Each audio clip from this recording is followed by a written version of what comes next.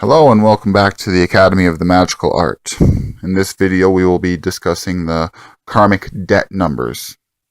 If you have not watched the video on the numbers 1 through 9 and the introduction to numerology, please go back and do so now, as that will lay the foundation for what we are about to cover with the numbers 13, 14, 16, and 19. Karmic debt numbers are something that can be tricky to understand at first, but once you get it, it makes a lot of sense.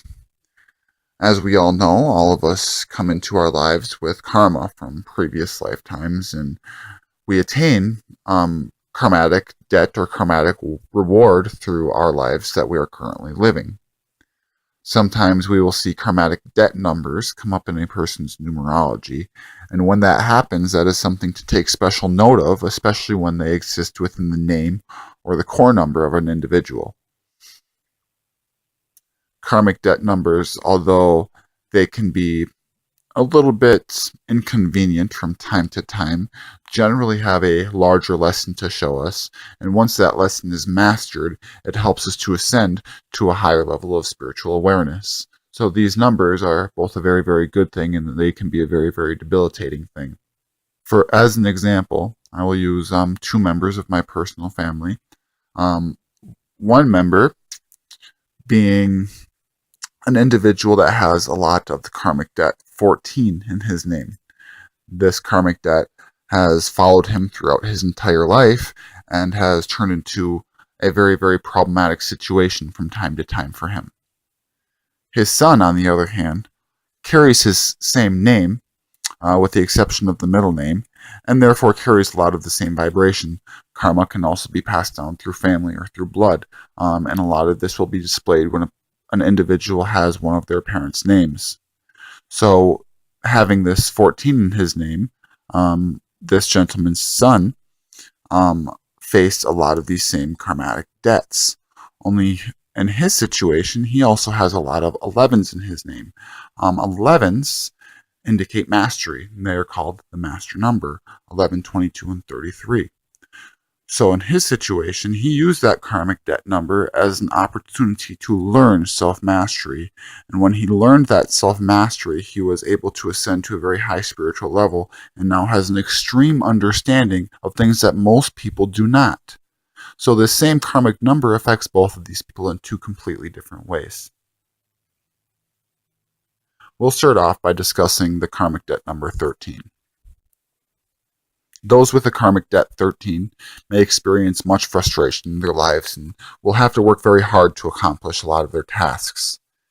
It's kind of a consequence as the previous lifetime dominated by laziness or taking advantage of others by similar bad choices. Obstacles arise for those with a karmic debt of 13 and must be overcome time and time again. One may often feel burdened and frustrated by the futility of their efforts. There may be a desire to surrender to the difficulties and simply give up on the goal. Success is well within reach. One must simply work hard and persevere in order to reach their goal. Many highly successful people in all walks of life, including business, art, and athletes, have a 13 karmic debt. They were able to rise to a very, very high place by overcoming this karmic debt and being rewarded for it. The key to succeeding with the 13 is focus. A temptation with the 13 is to take shortcuts, but too often that easy success does not come. Those shortcuts act as a sabotaging effect, causing regret and the desire to give up. The regret turns into poor self-image and the belief that one is incapable of amounting to anything at all. Order is essential to succeed with the 13 karmic debt. You must maintain schedule, follow through, and keep your environment neat and under control, and never procrastinate. And when those conditions are met, the 13 will rise you to a high place. The 14 karmic debt arises from previous lifetimes during which human freedom has been abused. Those with the 14 karmic debt in their numerology chart are now forced to adapt to ever-changing circumstances and unexpected occurrences. There is an acute danger of becoming a slave to your own freedom through the abuse of drugs and alcohol or overindulgence in food or sex. You must put the reins on yourself. Modesty in all affairs is crucial to overcoming the 14 karmic debt. The need to maintain order in life and establish your own emotional stability is also extremely important with this karmic debt. One must be willing to adapt to the unexpected twists and turns of life while still maintaining focus on the goal and dreams. Flexibility and adaptability are at the very core of this struggle, and orderliness in one's immediate environment is crucial to maintaining clarity and focus. The main key to the 14 karmic debt, however, is commitment.